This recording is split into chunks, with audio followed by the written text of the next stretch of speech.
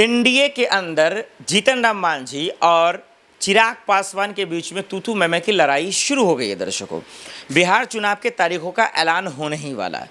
हम सब ने देखा कि हजार नहीं, लाख नहीं, 10 लाख के आसपास इंडिया गठबंधन के तरफ से साथ साथ बिहार के मुसलमान एकजुट हो जाते हैं गांधी मैदान के अंदर। और ये चीख, ये पुकार सिर्फ इस बात को लेकर होती है कि जो अल्लाह का दरअसल जो हुकूक है, अल्लाह का जो इबादत है, जिस पर मुसलमान कायम है और ज़िंदा है, उस पर छेड़खानी ये डबल इंजन की सरकार ना करे, दरअसल उनको दाग लगाने की कोशिश ना करे। लेकिन कई लोगों ने कहा कि ये सियासत है, ये दरअसल इंडिया गठबंधन मुसलमानों के नाम पर जीतना चाहती है।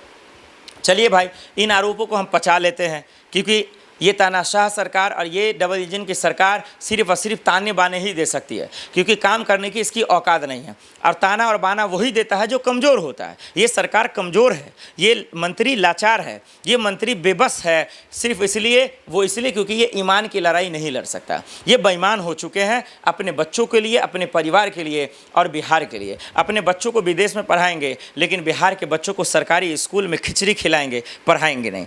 ये व्यवस्था से सवाल पूछेंगे तो ये पूछने वाले को जेल में डाल देंगे। तो इसीलिए इनकी हवा निकली हुई है। मंत्री बनने की मंशा और लालच इन लोगों को जो है परेशान कर रहा है। क्या परेशान कर रहा है? नीतीश कुमार कह रहे हैं हम सीएम फेस हो गए, उनके बेटा कुछ और ही कह रहे हैं। चिराग पासवान कह रहे हैं हम सीएम फेस होंगे, लेकिन एनडीए कुछ और ही कह रहा है। इधर सम्राट साहब अलगे सपना देखकर बैठे पड़े हैं भाई साहब कि हम सीएम फेस होंगे, तो वही जीतन राम मांझी कुछ और ही कह रहे हैं।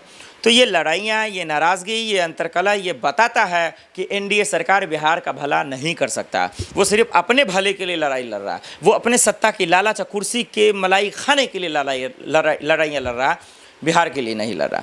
वही इंडिया गठबंधन में आ जाइए तो ये ऐलान हो चुका, ये प्रेस कॉन्फ्रेंस हो चुका कि नीतीश कुमार अगर हार जाते हैं, इंडिया सरकार हार जाती है, बीजेपी हार जाती है, तो सिर्फ तेजस्वी ही सीएम बनेगी। उनकी मंशा क्लियर है। मैं इंडिया गठबंधन का समर्थन नहीं कर रहा हूं, लेकिन उनका जो इंटेंशन है अगर आप देखें तो पूरी तरह से क्लियर है।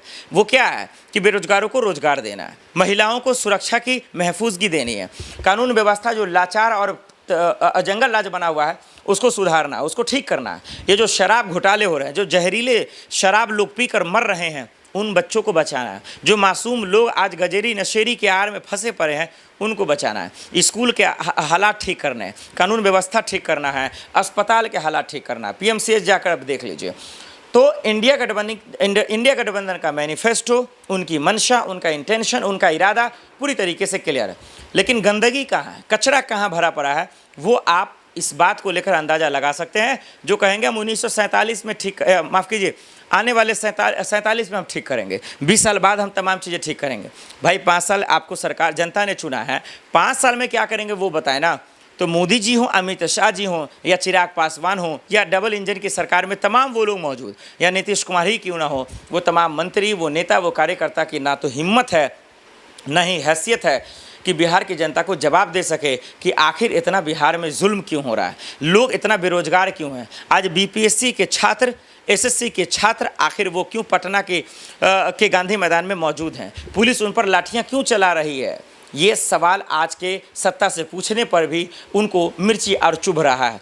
यही वजह है कि एनडीए में दरअसल जो है सीट को लेकर, कुर्सी को लेकर, फेस को लेकर, यानी सीएम फेस को लेकर पूरी तरीके से बेईमानी और जो है नाराज़गी की खबरें सामने आती देखती नज़र आ रही हैं। वो सिर्फ अंदर कला पर्दे के पीछे नहीं है, वो कैमरे पे भी आ चुका है। हम सब ने देखा कि सीएम नीतीश कुमार ने किस तरीके से चिराग पासवान से क्या पूछते नज़र आ रहे थे। हम सब ने देखा कि देश के वज़ीर आज़म जब बिहार में आते हैं तो किस तरीके से फर्जी लॉलीपॉप देकर लोगों को मूर्ख बनाने का काम करते हैं।